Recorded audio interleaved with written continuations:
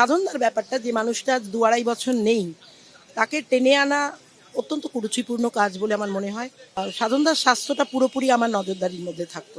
সুস্থ সেজে তিনি ঘুরে বেড়াতেন, এই কথা অত্যন্ত অপমানজনক কথা। ঘরে বসে বলছে একটা ঘেরা টোপে, এটা ঠিক আছে।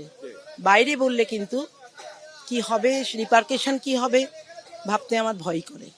সুপ্তিদি আমার একজন টু সুইট, খুব মিষ্টি বৌদি। তিনি কি বলছেন না বলছেন আমি খুব বেশি গুরুত্ব দিই তাও নয়। আমি সেই জায়গাটাই বলেছি যে নেতাদের অসুস্থতা থাকতেই পারে।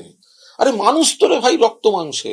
অসুস্থ হওয়া মানেই পথ ছেড়ে দেওয়া নয়, অসুস্থ হয়ে যাওয়া মানে সেটাকে গোপন করার কোনো ব্যাপার নেই। আর বৌদি প্রচন্ড মিষ্টি বৌদি, সুইট বৌদি।